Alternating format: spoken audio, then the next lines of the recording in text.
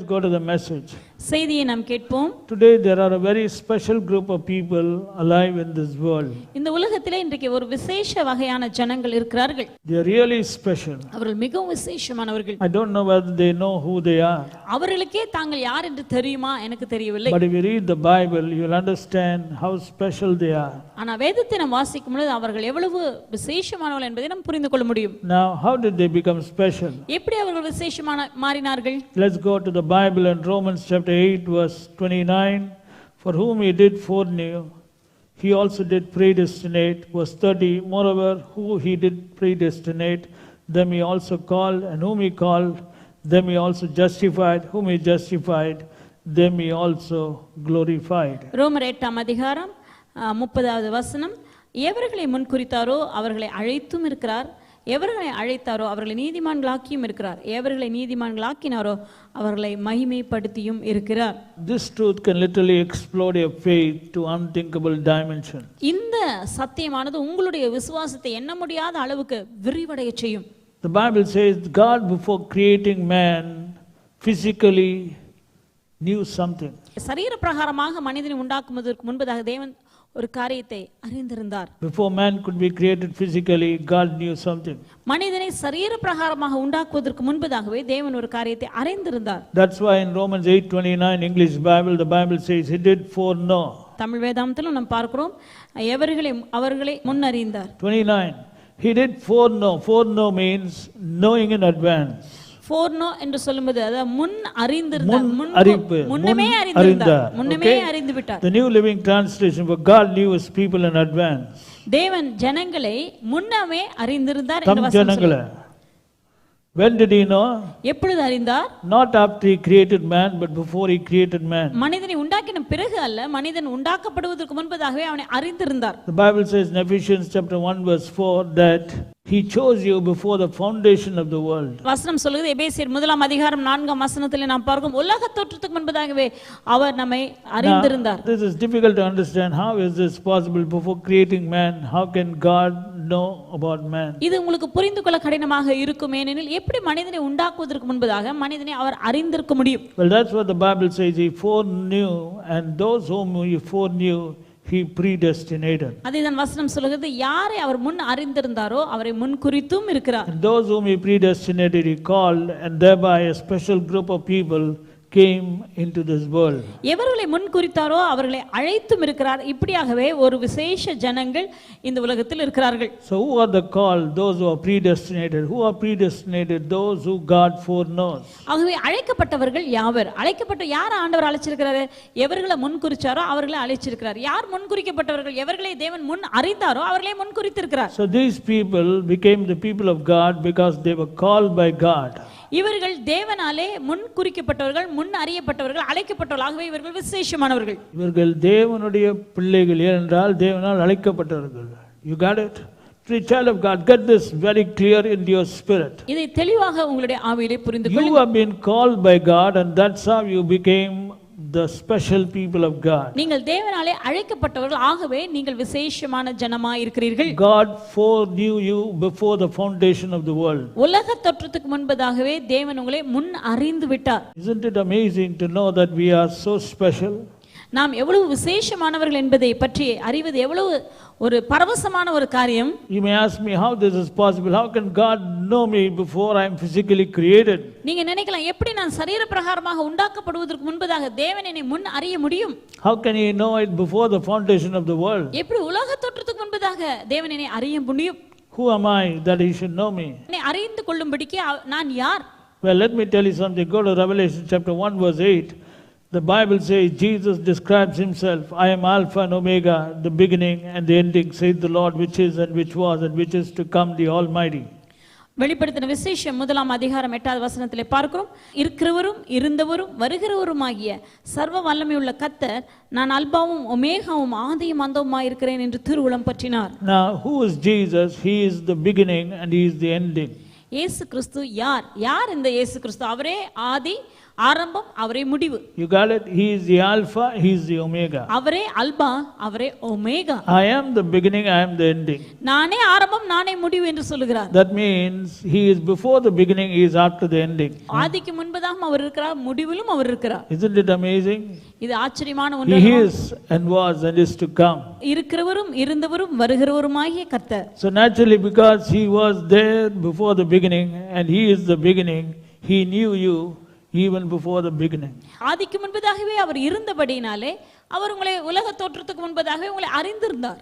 Isn't it amazing? இது ஆச்சரியமா That's why I'm telling you, you are special because God didn't know you after you were born, or God didn't know you from your mother's womb. God knew you and chose you before the foundation of the world. ஆகவேதான் நீங்கள் விசேஷமானவர்களே. ஏனெனில் தேவன் நீங்கள் பிறந்த பிறகு உங்களை அறியவில்லை, அல்லது உங்கள் தாயின் கருவிலிருந்து எடுத்த பிறகு உங்களை அறியவில்லை. உலக தோற்றத்துக்கு முன்பதாகவே தேவன் உங்களை முன் அறிந்து விட்டார். And God decided to make these called ones as His children. இந்த அழைக்கப்பட்டவர்களை தன்னுடைய பிள்ளைகளாக மாற்ற வேண்டும் என்பது தேவனுடைய தீர்மானித்து விட்டார். And He gave them an option to call Him Abba Father. அவர்களுக்கு ஒரு வாய்ப்பை கொடுத்திருக்கிறார். அப்பா பிதாவே என்று கூப்பிட பண்ணுகிறதான ஒரு தருணத்தையும் தந்து விட்டார். Listen to this. He is the beginning and the ending, and you can call Him Abba Father. சற்று சிந்தித்து பாருங்கள். அல்பாவும் அவர்தான், ஒமேகாவும் அவர்தான், ஆதியும் அவரே, அந்தமும் அவரே. அவரை நீங்கள் அப்பா என்று அழைக்க முடியும். He is the one who was before the beginning, and you can call Him Abba Father. உலக தோற்றத்துக்கு முன்பதாகவே இருந்தவர். அவரை நாம் எப்படி அழைக்கிறோம்? அப்பா பிதாவே என்று அழைக்க You முடியும். can call Him brother, which means literally for all practical purposes He is your father. எல்லா உங்களுடைய நடைமுறையான எல்லா சூழ்நிலைகளும் எல்லா வேளையிலும் அவர் உங்களுக்கு அப்பாவாக இருக்கிறார். Jesus taught us to pray, and when He taught us to pray, He said, pray like this, our Father who is in heaven. இயேசு கிறிஸ்து ஜெபிக்க சொல்லிக் கொடுத்த பொழுது இவ்வாறு தான் ஜெபிக்க சொல்லிக் கொடுத்தார். பரலோகத்தில் இருக்கிற எங்கள் பிதாவே. Now we forget that we have a Father who was before the beginning. நம்முடைய அப்பா உலக தோற்றத்துக்கு முன்பதாகவே இருந்தவர் என்பதை நாம் மறந்து விடுகிறோம். We forget that we have such an amazing almighty Father. சர்வ வல்லமை உள்ளதான தகப்பன் நமக்கு இருந்தார் என்பதை மறந்து விடுகிறோம். That's the saddest part. இது துக்கமான காரியம்தான். And this Father had predestinated that those whom He called to be children can have fellowship with Him on a regular basis. அப்பா பிதாவே என்று கூப்பிட பண்ணுகிறதான இந்த பிள்ளைகள் அனுதின நடைமுறை வாழ்க்கையிலே அவரோடு கூட ஐக்கியம் வைத்துக் கொள்ள முடியும். And He has compassion and mercy and so great love for His beloved children. அவருடைய பிரியமான பிள்ளைகளின் மேல் மன இரக்கமாய் இருக்கிறார், மன உருக்கமாய் இருக்கிறார். Do you know that He loves you with a so great love which you cannot understand unless the Holy Spirit makes you to understand? தேவன் உங்கள் மேல் வைத்திருக்கிறதான அன்பு எவ்வளவு பெரிதான அன்பு என்பது உங்களுக்கு தெரியுமா? அது உங்களுக்கு புரிந்து கொள்ள முடியாது. ஏனெனில் பரிசுத்த ஆவியான தேவன் உங்களுக்கு விளக்கினால் தான் அது உங்களுக்கு விளங்கும். And in Deuteronomy 7 and verse 6, He desires that His children whom He has called be special unto Him above all the people that are on the face of the earth. உபாகமம் 7ஆம் அதிகாரம் 6ஆம் வசனத்திலே பார்க்கிறோம். அவர் தாம் உண்டு பண்ணின அழைத்ததான அந்த ஜனங்கள் பூமியில் இருக்கும் சகல ஜனங்களை பார்க்கலாம் அவருக்கு விசேஷ ஜனமாய் இருக்கும்படி தெரிந்து கொண்டிருக்கிறார். Special people unto Himself. Look at the English Bible. Special people unto Himself above all people that are upon the face of the earth. பூச்சக்கரத்தில் உள்ள எல்லா ஜனங்களிலும் உன் தேவனாகிய கர்த்தர் உன்னை தமக்கு விசேஷமாய் இருக்கும்படி தெரிந்து கொண்டார். Now listen very carefully. Everybody who was born in this world is not called. இந்த உலகத்தில் பிறக்கிறது ஆனா எல்லாரும் அழைக்கப்பட்டவர்கள் அல்ல. Only those whom God foreknows, they are only called. யாரை தேவன் முன் அறிந்திருக்கிறாரோ அவர்கள் தான் அழைக்கப்படுகிறார்கள். And they become His people. அவர்கள் தேவனுடைய பிள்ளைகளாய் மாறுகிறார்கள். And He becomes their father. அவர் அவர்களுடைய தகப்பனாய் இருக்கிறார். And God says, you will be special unto me above all the people that are upon the face of the earth. ஆண்டவர் என்ன சொல்கிறார் என்றால் பூமியில் இருக்கும் சகல ஜனங்களை பார்க்க நீ எனக்கு விசேஷமான ஜனமாய் இருப்பாய். Nobody can belie this, nobody can deny this. You are special above all people that are on the face of the earth. நீங்கள் இதை மறுக்கவே முடியாது, யாராலும் மறுக்கவே முடியாது. ஏனெனில் நீங்கள் பூச்சக்கரத்தில் உள்ள சகல ஜனங்களிலும் உங்கள் தேவனாகிய கர்த்தருக்கு நீங்கள் விசேஷமானவர்கள். You are special, brother, there's no doubt about it. நீங்கள் விசேஷமானவர்கள், இதிலே எந்த சந்தேகமும் இல்லை. And money doesn't make a difference. It's God's foreknowledge and predestination and calling that makes a difference. பணம் வித்தியாசத்தை ஏற்படுத்துவது இல்லை. தேவன் உங்களை முன் அறிந்திருக்கிறார், உங்களை முன் குறித்திருக்கிறார் பாருங்க, அதுதான் வித்தியாசத்தை ஏற்படுத்துகிறது. In Exodus chapter 11 verse 7, the Bible says the desire of God is to put a difference between yourself and the Egyptian. யாத்திராகமம் 11ஆம் அதிகாரம் 7ஆம் வசனத்திலே பார்க்கிறோம், கர்த்தருடைய விருப்பமே உங்களுக்கும் எகிப்தியருக்கும் வித்தியாசத்தை ஏற்படுத்துவதுதான். See, God loves to put a difference, brother. தேவன் வித்தியாசத்தை ஏற்படுத்த விரும்புகிறார். He has been doing that right from the beginning to those whom He has called. தேவன் இதை ஆரம்பத்திலிருந்து செய்து கொண்டிருக்கார். யாரை தேவன் அழைத்தாரோ அவர்களுக்கும் மற்றவர்களுக்கும் வித்தியாசத்தை ஏற்படுத்தி அதை வெளிப்படுத்தி காட்டிக் கொண்டே இருக்கிறார். Our job is to understand these truths. இந்த சத்தியங்களை நன்றாய் புரிந்து கொள்ளுங்கள். If you don't understand, then how can you live the life that God expects you to live? இதை நீங்கள் புரிந்து கொள்ளாவிட்டால் எப்படி தேவன் விரும்புகிற வாழ்க்கை உங்களால் வாழ முடியும்? The life which God has called you to live is an amazing life, something which you cannot reason or understand with the human mind. கர்த்தர் உங்களை வாழும்படி அழைத்திருக்கிறதான வாழ்க்கையானது மிகவும் ஆச்சரியமான அருமையான ஒரு வாழ்க்கை, மனுஷனுடைய அறிவுக்கு அப்பாற்பட்டதான ஒரு வாழ்க்கை வாழும்படி உங்களை அழைத்திருக்கிறார். And in order that you may experience the special treatment and the difference that he puts between you and the Egyptian, God gave you the omnipotent, miracle working, awesome, almighty word. விசேஷமான இந்த வாழ்க்கையை வாழும்படிக்கு ஆண்டவர் உங்களுக்கு என்ன தந்திருக்கிறார் தெரியுமா? ஆச்சரியமான, வல்லமையான, இயற்கைக்கு அப்பாற்பட்டதான, சர்வ வல்லமை உள்ளதான, கிரியை செய்கிறதான ஜீவனுள்ள வார்த்தையும் அவர் உங்களுக்கு தந்திருக்கிறார். You know the power of the word. வார்த்தையின் வல்லமை உங்களுக்கு தெரியுமா? Everything was created by this word. சகலமும் இந்த வார்த்தையாலே உண்டாக்கப்பட்டது. Something came out of nothing because of the word. இருக்கிறதான ஒன்றும் எதுவுமே வார்த்தை இல்லாமல் வரவில்லை. By faith we understand that the worlds were created by the word of God. உலகங்கள் தேவனுடைய வார்த்தையாலே உண்டாக்கப்பட்டது என்பதை நாம் விசுவாசத்தினாலே அறிந்திருக்கிறோம். The worlds were created. Go to Hebrews chapter 11:3. Through faith we understand the worlds were framed by the word of God. விசுவாசத்தினாலே உலகங்கள் தேவனுடைய வார்த்தையினால் உண்டாக்கப்பட்டது என்று நாம் அறிந்திருக்கிறோம். The Bible doesn't say world, it says worlds. உலகம் அல்ல, உலகங்கள். Did you notice that there's more than one world? இப்போ உங்களுக்கு புரியுதா? ஒரு உலகம் அல்ல, ஒரு உலகத்தை விட அதிகமான உலகங்கள் இருக்கின்றன. The worlds were framed or created by the word of God. விசுவாசத்தினாலே உலகங்கள் தேவனுடைய வார்த்தையினால் உண்டாக்கப்பட்டதென்று நாம் அறிந்திருக்கிறோம். What does the Tamil Bible say? Ulagangal, there it is. It's talking about worlds. உலகங்கள் அப்படியானால் பன்மையில் சொல்லப்பட்டிருக்கிறது. தேவனுடைய வார்த்தையினால், word of God created the worlds. தேவனுடைய வார்த்தை உலகங்களை உண்டாக்கியது. That means if the worlds were created by the word, how powerful can the word be? உலகங்கள் தேவனுடைய வார்த்தையினால் உண்டாக்கப்படும் என்றால் தேவனுடைய வார்த்தை எவ்வளவு வல்லமையானது. Isn't it amazing? இது ஆச்சரியமா இருக்கிறது அல்லவா? And that word he has given to you. அந்த வார்த்தையை அவர் உங்களுக்கு தந்திருக்கிறார். So that you may live based on that word. அந்த வார்த்தையின் அடிப்படையிலே நீங்கள் வாழும்படியாக. In Deuteronomy chapter 32 verse 47, the Bible says, the word that God gave to you is your life. உபாகமம் 32 அதிகாரம் 47வது வசனத்திலே பார்க்கிறோம், கர்த்தர் உங்களுக்கு தருகிறதான அந்த வார்த்தை அதுவே உங்கள் ஜீவனாய் இருக்கிறது. It is your life. அதுவே உங்களுடைய ஜீவன். Every called son of God, I want you to understand, listen, it's time that you wake up from your slumber, from your poverty mentality, from your paralyzed state of living, and understand what is your life today. இன்றைக்கு ஒவ்வொரு தேவனுடைய பிள்ளையாக இருக்கிறதான நீங்களும் புரிந்து கொள்ள வேண்டும் என்று நான் விரும்புகிற காரியம் என்னவென்றால், இந்த வார்த்தை தான் உங்களுடைய ஜீவன் தேவனுடைய வார்த்தையாக இருக்கிறது. ஆகவே இந்த தரித்திரமான மனப்பான்மை, குறைவு மனப்பான்மை, இல்லை என்றதான மனப்பான்மையோடு வாழ்ந்து கொண்டிருக்கிற உங்கள் ஒவ்வொருவருக்கும் நான் சொல்கிறேன், தேவனுடைய வார்த்தை தான் உங்களுக்கு ஜீவனாக இருக்கிறது. It's time that you come out of this poverty limited mentality. இந்த தரித்திரமான பற்றாக்குறையோடு இருக்கிறதான இந்த மனப்பான்மை விட்டு வெளியே வந்து விடுங்கள் என்று சொல்கிறேன். God has given you the word and he declares that the word is your life. கர்த்தர் தன்னுடைய வார்த்தையை உங்களுக்கு தந்து அந்த வார்த்தையை குறித்து அவர் சொல்றார், அந்த வார்த்தை தான் உன்னுடைய ஜீவன் என்று சொல்கிறார். And he says that through this thing you shall prolong your days in the land.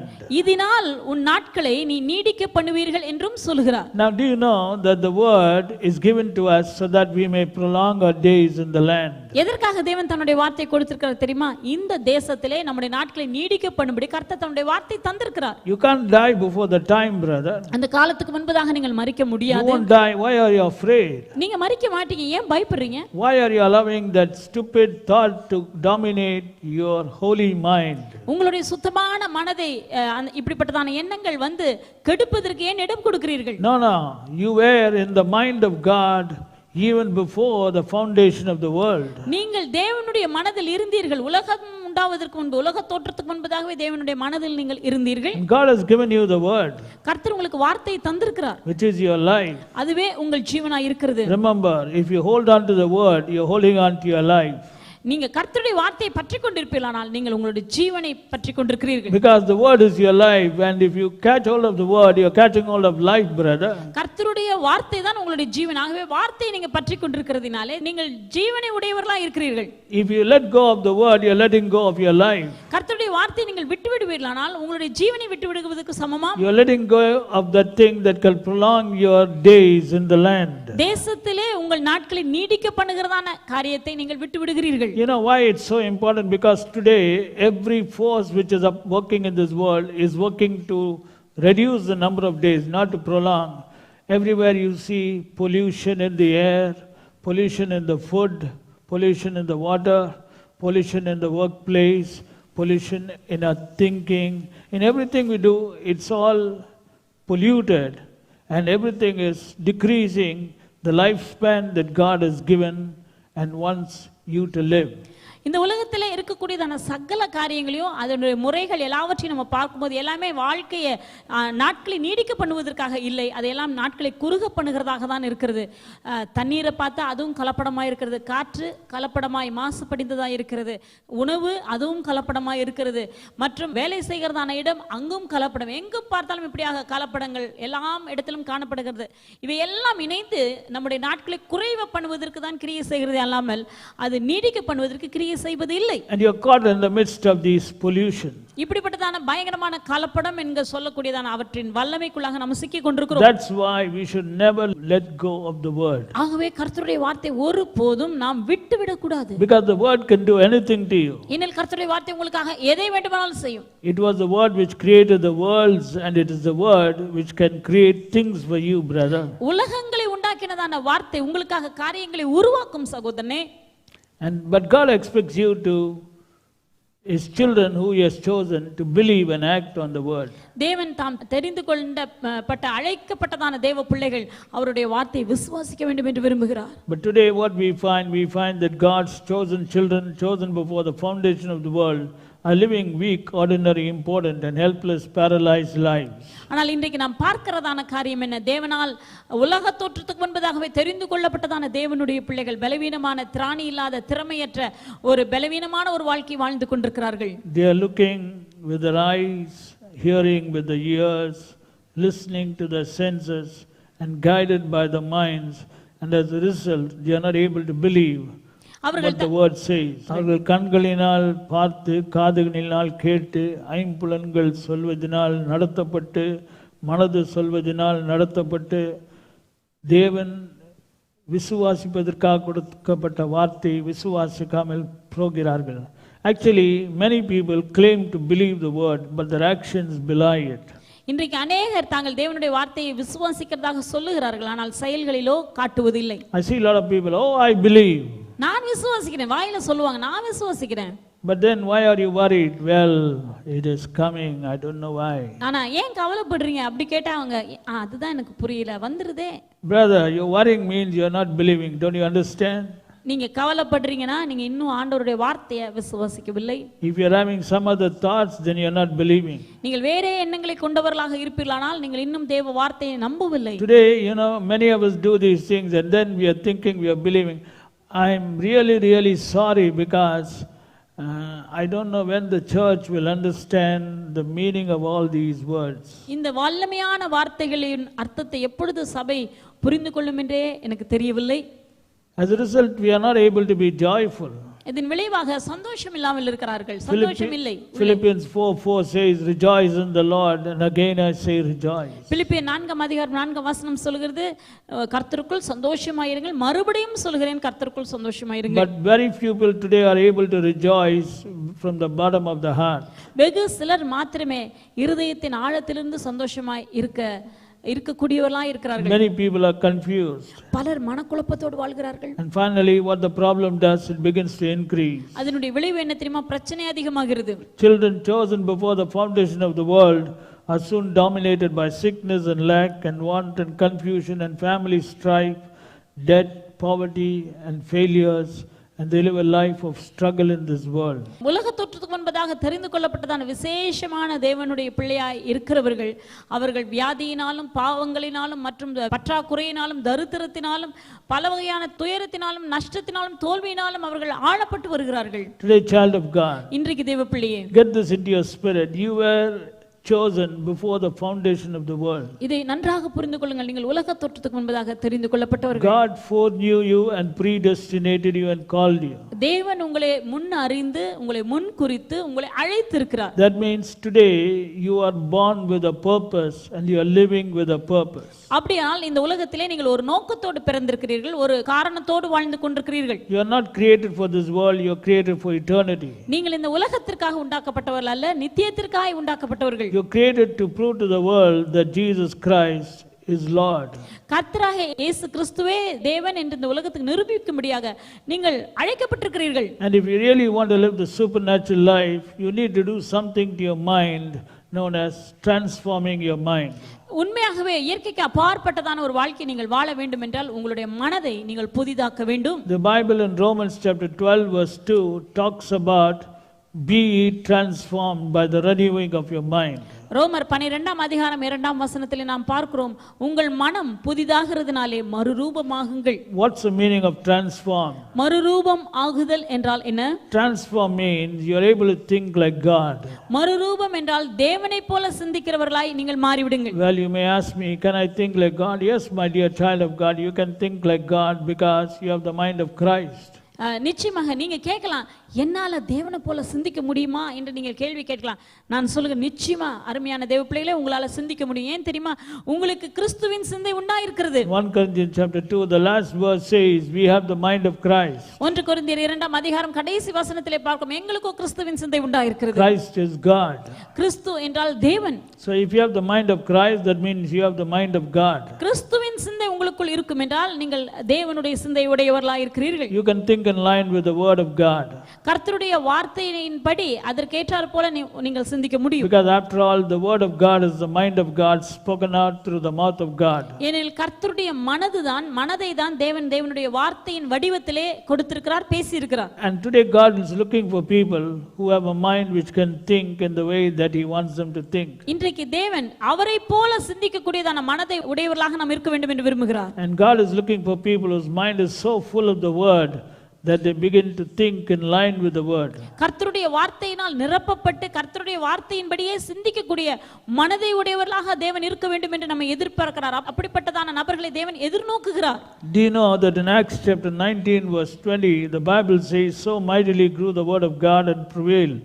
அப்போஸ்தலர் 19ஆம் அதிகாரம் 20வது வசனத்திலே நாம் பார்க்கிறோம், கர்த்தருடைய வசனம் இவ்வளவாய் அது வளர்ந்து மேற்கொண்டது. Mightily grew the word. கர்த்தருடைய வசனம் இவ்வளவாய் விருத்தி அடைந்து மேற்கொண்டது. Now this is what you have to do in your life today. You have to allow the word to grow mightily inside you. இதுதான் நீங்கள் உங்களுடைய வாழ்க்கையிலே செய்ய வேண்டியதான காரியம். கர்த்தருடைய வசனம் உங்களுடைய வாழ்க்கையிலே வல்லமையாய் பலமாய் வளருவதற்கு இடம் கொடுங்கள். Why should it grow mightily? Because when it grows mightily it will prevail over your senses. ஏன் அது வளர்ந்து மேற்கொள்ள வேண்டும் தெரியுமா? அப்பொழுது அது உங்களுடைய ஐம்புலன்களுக்கு மேலாக போய்விடும். Once the word prevails over your senses, then you will be in a position to fully experience what God your Father wants you to experience in this world. உங்களுடைய ஐம்புலன்களுக்கு மேலாக கர்த்தருடைய வசனம் மேற்கொள்ளும் பொழுது பிதாவாகிய தேவன் என்ன உங்களுடைய வாழ்க்கையில் விரும்புகிறார் அந்த காரியங்கள் உங்களுடைய வாழ்க்கையில் நடக்கும். தேவனைப் போல சிந்திக்கிறவர்களாயும் இருப்பீர்கள். Because God cannot go beyond your mind. உங்களுடைய மனதை தாண்டி தேவனால் கிரியை செய்ய முடியாது. The Bible says they limited the Holy One of Israel. வேதம் சொல்கிறது அவர்கள் இஸ்ரவேலின் பரிசுத்தரை மட்டுப்படுத்தினார்கள். What limited? It was their mind. எதினால் மட்டுப்படுத்தினார்கள்? தங்கள் மனதினால் தேவனை மட்டுப்படுத்தினார்கள். You know, if you see the move of God through his people, it's totally crazy to the human mind. தேவனுடைய கிரியைகளை தேவனுடைய அசைவுகளை நாம் பார்க்கும் பொழுது மனுஷனுடைய அறிவுக்கு பைத்தியமாய் தெரிகிறது. Let's see an incident in the life of Elisha. எலிஷாவினுடைய வாழ்க்கையிலே ஒரு சம்பவத்தை நாம் பார்ப்போம். 2 Kings 6 and verse 1. And the sons of the prophet said unto Elisha, behold, now the place where we dwell with thee is too strait for us. Let us go, we pray thee, unto Jordan, and take thence every man a beam, and let us make us a place there where we may dwell. And he answered, go ye. 2 ராஜாக்களின் புத்தகம் 6ஆம் அதிகாரம் 1வது வசனம். தீர்க்கதரிசிகளின் புத்திரர் எலிசாவை நோக்கி, இதோ நாங்கள் உம்முடன் குடியிருக்கிற இந்த இடம் எங்களுக்கு நெருக்கமாய் இருக்கிறது. நாங்கள் யோர்தான் மட்டும் போய் அவ்விடத்தில் ஒவ்வொருவரும் ஒவ்வொரு உத்திரத்தை வெட்டி குடியிருக்க அங்கே எங்களுக்கு ஒரு இடத்தை உண்டாக்குவோம் என்றார்கள். அதற்கு அவன், போங்கள் என்றான். Now look at this. Elisha had a group of young guys with him. The Bible calls them as the sons of the prophets. எலிசாவோடு கூட வாலிபர்களாகிய சில புத்திரர்கள் இருந்தார்கள். அதை அவர்கள் யார் என்று வசனம் சொல்லுகிறது? அவர்கள் தீர்க்கதரிசிகளின் புத்திரர். See, sons of the prophets, many people, I don't know how many, but there must have been many people, they were with Elisha.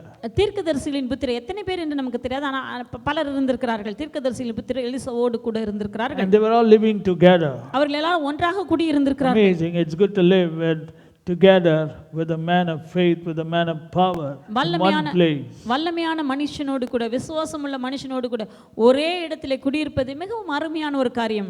But what happened? The place where they were living became too small for them. அவர்கள் குடியிருந்ததான இடம் அவர்களுக்கு நெருக்கமாக மாறிவிட்டது. That means I think many people have been added, and so the place became small. பலர் வந்து சேர்ந்து கொண்டார்கள். ஆகவே அந்த இடம் குடியிருப்பதற்கு பற்றாமல் குறைவாக நெருக்கமாக இருந்தது. So they say, let's go and take every man a beam and let us make a place there near Jordan where we may dwell. And he answered, go. நாங்கள் யோர்தான் மட்டும் போய் அவ்விடத்தில் ஒவ்வொருவரும் ஒவ்வொரு உத்திரத்தை வெட்டி குடியிருக்க அங்கே எங்களுக்கு ஒரு இடத்தை உண்டாக்குவோம் என்றார்கள். அதற்கு அவர்கள், நீங்கள் போங்கள் என்றார். But one said, be content, I pray thee, and go with thy servants. And he answered, I will go. அவர்களில் ஒருவன், நீர் தயவு செய்து உமது அடியாரோடு கூட வர வேண்டும் என்றான். அதற்கு அவன், நான் வருகிறேன் என்று சொல்லி கூட போனான். Now look at this.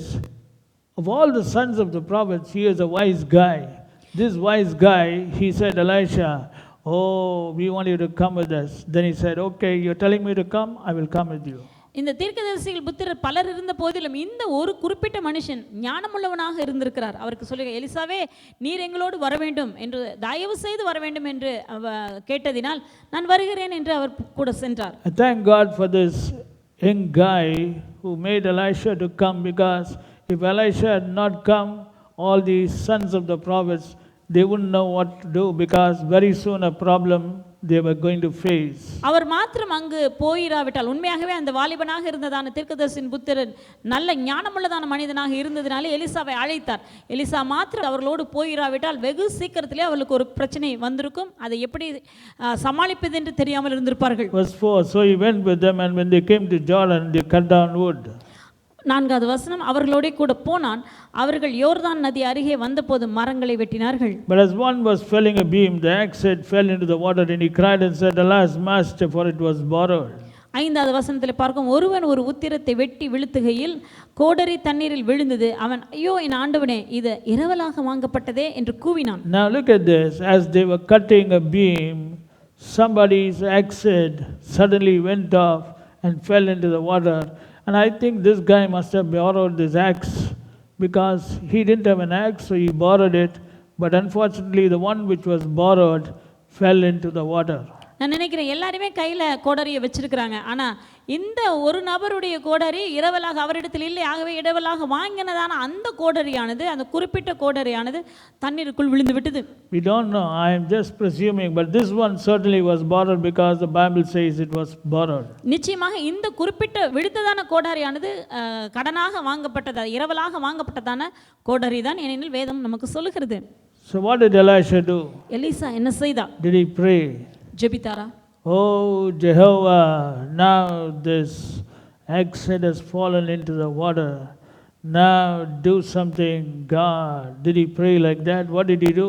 ஓ யெகோவா தேவனே, கோடரியானது கீழே விழுந்து விட்டது, இப்பொழுது ஏதாவது ஒன்று செய்யும் என்று சொல்லி அவ்வாறு ஜெபித்தாரா? No, look at verse 6. And the man of God said, where did it fall? 6வது வசனத்தில் பார்க்கும், தேவனுடைய மனுஷன் அது எங்கே விழுந்தது என்று கேட்டான். Look at the authority of a man whose mind is renewed. எப்படி பாருங்க, ஒரு மனது புதிதாக்கப்பட்டதான மனுஷனுடைய மனது எந்த அளவுக்கு அதிகாரத்தை உடையதாக இருக்கிறது. He's thinking like God. தேவனை போல சிந்தித்தான். The axe head has fallen, don't worry, don't say alas, where did it fall? கோடரி விழுந்து விட்டது அவ்வளவுதான், ஏன் அதற்கு ஐயோ சொல்லுகிறார்? எங்கே விழுந்தது சொல். See, those with human mentality will say alas. ஜென்ம சுபாவமான மாம்சீக மனதை உடையவர்கள் ஐயோ என்று தான் சொல்வார்கள். But those who are having God type of mentality, God type of thinking will say, where did it fall? Show me. ஆனால் தேவனுடைய சிந்தையை உடையவர்கள் அவர்கள் எங்கே விழுந்தது சொல் என்று கேட்பார்கள். See, they don't have paralyzed mentality, limited mentality, weak mentality. அவர்களுக்குள் அந்த திறமையற்ற, திராணியற்ற, ஒன்றுமே இல்லாத பலவீனமான ஒரு மனப்பான்மை அவருக்குள் இல்லை. And he showed him the place. அவன் அந்த இடத்தை காண்பித்த போது, Okay, that's all, he showed him the place. Look at what Elisha did. He cut down a stick and cast it in thither, and the iron did swim. ஒரு கொம்பை வெட்டி அதை அங்கே எரிந்து அந்த இரும்பை மிதக்க பண்ணி அதை எடுத்துக்கொள் என்றான். Very good. This is amazing. He just cut a stick, put it in the water where it fell, and the iron did swim. ஒரே ஒரு கொம்பை அவர் வெட்டி அங்கே எரிந்து அந்த இரும்பை மிதக்க பண்ணினார். Now that's amazing, because the iron axe head went straight down inside, but when Elisha put that wooden piece in the same place, I don't know what happened to the wooden piece, because the Bible doesn't say the wooden piece was swimming, but the Bible very clearly says the axe head which was down, suddenly how deep it went down must have been very deep, otherwise these guys could have walked in and taken away that iron beam. It just came from down. Who brought it up to the top of the surface of the water, and there it began to swim, and there you see a miracle, a phenomenon which can never take place. Iron axe head swimming on water. இரும்பு கோடரியானது கீழே விழுந்து விட்டது. அந்த இடத்தை காண்பித்த போது Elisha ஒரு கொம்பை வெட்டி அந்த இடத்துல போட்டார். நிச்சயமாக அந்த இரும்பு கோடரியானது மிக ஆழமாக தான் விழுந்திருக்க வேண்டும். மேலாக விழுந்திருந்தால் அவர்களே இறங்கி போய் எடுத்திருப்பார்கள். ஆனால் ஆழமாக விழுந்ததினால் தான் அவர்கள் எலிசாவின் இடத்துல வந்து கேட்டார்கள். ஆனால் என்ன நடந்தது? வேதம் என்ன சொல்லுகிறது என்றால், அந்த இரும்பு கோடரியானது மிதக்க ஆரம்பித்து விட்டது. கீழே போட்டதான அந்த கொம்பானது கீழே போயிருக்க வேண்டும். ஏனெனில் மிதந்தது போல எந்த விதமான செய்தியும் நமக்கு சொல்லப்படவில்லை. ஆகவே ஆச்சரியமான, நம்ப முடியாத அற்புதம் அந்த நேரத்தில் நடந்தது. Verse 7, therefore said he, take it up to thee, and he put out his hand and took it. அதை எடுத்துக்கொள் என்றான். அப்படியே அவன் தன் கையை நீட்டி அதை எடுத்துக்கொண்டான். Now tell me, anybody with a natural mind, he may be the wisest man, will he do such a thing? நீங்களே சொல்லுங்க, யாராவது உலக அறிவு உள்ளதான மனிதர்கள் அல்லது ஞானமாக இருக்கிறதான நபர்கள் இந்த காரியத்தை செய்வார்களா? Can they make an axe head to float? கோடரியை மிதக்க வைக்க முடியுமா? First of all, if it has to float, it has to come from, I don't know, 5 feet deep or 6 feet deep or 7 feet deep or 10 feet deep. From there, it has to literally come up. What brought the axe head from the ground, bottom of the river to the top, brother? எது எந்த அளவுக்கு 5 அடியா அல்லது 6 அடியா அல்லது 10 அடியா நமக்கு தெரியல. அந்த 10 அடி ஆழமாக இருந்தாலும் ஆழத்திலிருந்து அந்த இரும்பை மேலே மிதக்க வைத்து மேலே கொண்டு வந்தது என்ன? First of all, it has come, then only it can swim. அது முதலாவது கீழ இருந்து மேலே வரணும் இல்லையா? மேலே வந்தா தானே மிதக்க முடியும். What made it to come? அப்படி மேலே கொண்டு வந்தது என்ன? Tell me what? அது என்ன? Do you think about it? இதை நீங்க யோசிச்சு. Now do you understand how much of power God has bestowed upon those whom he foreknew?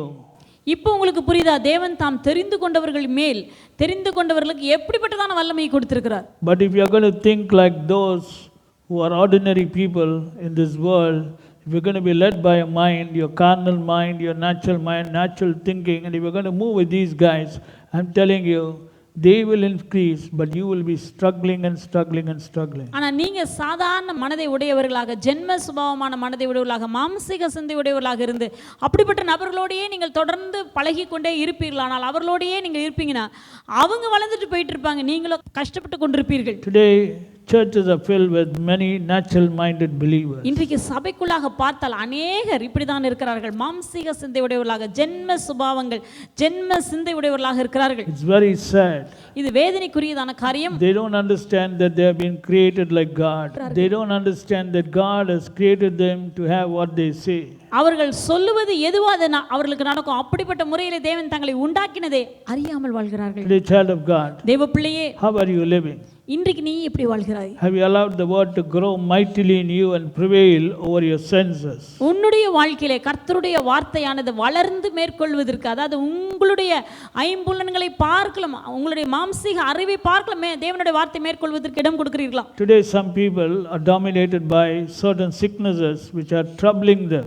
இன்றைக்கு சில வியாதிகளினாலே ஆளப்பட்டிருக்கிறார்கள், கஷ்டப்படுகிறார்கள், அது அவர்களை தொடர்ந்து ஆட்கொள்கிறது. Maybe it's a kidney problem. ஒருவேளை கிட்னி பிரச்சனையாக இருக்கலாம், It can be a heart problem. அல்லது இருதய பிரச்சனையாக இருக்கலாம், Can be a cancer problem. Cancer பிரச்சனையாக இருக்கலாம், Thyroid problem. தைராய்டு ப்ராப்ளமாக இருக்கலாம். It's not going. அது போவதில்லை. You're praying and praying and praying and you're even taking treatment, but somehow it doesn't let go of your body. அது ஜெபிக்கிறீர்கள், ஆனாலும் அது சரீரத்தை விட்டு போனதை போல் தெரியவில்லை. You know what it needs? அதுக்கு என்ன தேவை தெரியுமா? It needs a shock treatment. அதுக்கு ஒரு ஷாக் ட்ரீட்மெண்ட் தேவை. The shock treatment is to make the word grow mightily in you so that it prevails. See, when the word of God prevails, then the sickness will be squeezed out of your body and you will be sickness free from that sickness which cannot leave your body. கர்த்தருடைய வசனமானது உங்களுக்குள்ளாக வளர்ந்து மேற்கொள்ளும் போது அந்த வியாதியானது நெருக்கப்பட்டு உங்களுடைய சரீரத்தில் இருக்க முடியாதபடி அது மறைந்து போய்விடும். The word will prevail over that sickness, brother. வசனமானது வியாதியை மேற்கொள்ளும். The word will prevail over that financial problem, the financial mess in your life. உங்களுடைய வாழ்க்கையில் இருக்கும் பொருளாதார சிக்கல்கள், பொருளாதார பிரச்சனைகளுக்கு மேலாக தேவனுடைய வசனமானது வளர்ந்து மேற்கொள்ள ஆரம்பிக்கும். The word of God will prevail over your family mess. உங்களுடைய குடும்ப உறவுகளில் இருக்கிறதான அந்த சிக்கல்களை கர்த்தருடைய வசனமானது மேற்கொள்ள ஆரம்பிக்கும். Over every work of the devil, the word of God will prevail. எல்லா சத்ருவின் கிரியைகளின் மேலும் கர்த்தருடைய வசனமானது வளர்ந்து மேற்கொள்ளும். You have that option because God foreknew you and predestinated you and called you. அதற்கு காரணம் தேவன் உங்களை முன்னறிந்து விட்டார், உங்களை முன் குறித்திருக்கிறார், அவர் உங்களை அழைத்தும் இருக்கிறார். So allow the word to grow in you mightily and prevail in every situation in your life. உங்களுடைய வாழ்க்கையில எல்லா சூழ்நிலையிலும் கர்த்தருடைய வசனம் வளர்ந்து மேற்கொள்வதற்கு இடம் கொடுங்கள். Don't look at problems as if they are something great. ஏதோ பிரச்சனையை பார்த்து ஒரு பெரிய ஒரு காரியமா பார்க்காதீங்க. No problem can be a Goliath in your life. உங்களுடைய வாழ்க்கையில எந்த பிரச்சனையும் கோலியாத்தை போல இருக்க முடியாது. You are more than a conqueror. நீங்கள் முற்றிலும் ஜெயம் கொள்ளுகிறவர்கள். You are a son of God. நீங்கள் தேவனுடைய பிள்ளை. You are heir of God. நீங்கள் தேவனுடைய சுதந்திரவாளி. You are the righteousness of God. தேவனுடைய நீதியாய் இருக்கிறீர்கள். Joint heir with Christ. கிறிஸ்துவுடன் கூட உடன் சுதந்திரவாளியாய் இருக்கிறீர்கள். The authority to use the name above every name. எல்லா நாமங்களுக்கு மேலான அந்த நாமத்தை பயன்படுத்தும் அதிகாரத்தை உடையவர்களாய் You have the இருக்கிறீர்கள். authority to trample over serpents and scorpions and all the power of the enemy. தேள்களையும் சர்ப்பங்களையும் மிதிக்கவும் சத்துருவின் சகல வல்லமைகளின் மேலும் உங்களுக்கு அதிகாரம் இருக்கிறது. Nothing shall by any means hurt you. ஒன்றும் உங்களை எந்த முறையிலும் சேதப்படுத்த மாட்டாது. Remember, God's power is at work today in your life. கர்த்தருடைய வல்லமையானது இன்றைக்கு உங்களுடைய வாழ்க்கையில் செயல்படும். God wants to see your children blessed. உங்களுடைய பிள்ளைகள் ஆசீர்வாதமாய் இருக்க தேவன் விரும்புகிறார். God wants to see your life blessed. உங்களுடைய வாழ்க்கை ஆசீர்வதிக்கப்பட்டதா இருக்க தேவன் விரும்புகிறார். So I want you to change your mentality from today. இன்றையிலிருந்து உங்களுடைய மனப்பான்மையை மாற்றிக் கொள்ளுங்கள். Start thinking in the way that God wants you to think. தேவன் விரும்புகிறதான முறையிலே சிந்திக்க ஆரம்பியுங்கள். When a problem comes, remember that God foreknew you and predestinated you and called you, and today you are called. பிரச்சனை வாழ்க்கையில் வரும்போது இந்த மூன்றையும் காரியங்களையும் மனதில் வைத்துக் கொள்ளுங்கள். தேவன் உங்களை முன் அறிந்து விட்டார், அவர் உங்களை முன்குறித்திருக்கிறார், அவர் உங்களை அழைத்தும் இருக்கிறார். Foreknowledge. முன் அறிவு. Foreknowledge. முன்னமே உங்களை அறிந்து விட்டார். Foreknowledge is the cause of everything, brother. தேவன் உங்களை முன்னமே அறிந்ததுதான் எல்லாவற்றிற்கும் அதுதான் விளைவு, அதனுடைய விளைவை தான் நாம் அனுபவிக்க வேண்டும். I am in the mind of God before the beginning.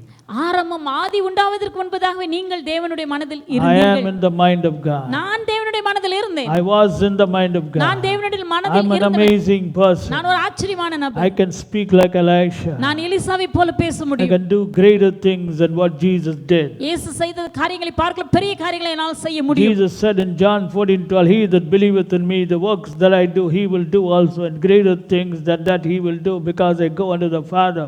யோவான் 14:12 நான் என் பிதாவினிடத்திற்கு போகிறபடினால் என்னை விசுவாசிக்கிறவன் நான் செய்த கிரியைகளை தானும் செய்வான், இதை பார்க்கலாம் பெரிய கிரியைகளையும் அவன் செய்வான். Remember that Jesus has gone to the Father, and therefore John 14:12 can happen and manifest in your life. இப்பொழுது இயேசு கிறிஸ்து பிதாவினிடத்தில் இருக்கிறார். ஆகவே உங்களுடைய வாழ்க்கையில இந்த யோவான் 14:12 நிறைவேறும். May God bless you as you understand this word, and may your life be a life of testimony, and let's prove to the world that the Lord does put a difference between the Egyptian and the Israelite, and that you are a special people unto God above all the people that are on the face of the earth. தேவன் தாமே உங்களை ஆசீர்வதிப்பாராக. தேவன் தாமே உங்களுக்கு இந்த காரியங்களை, வசனங்களை, வார்த்தைகளை புரிந்து கொள்ளும்படி உங்கள் கண்களை தேவன் தாமே திறப்பாராக.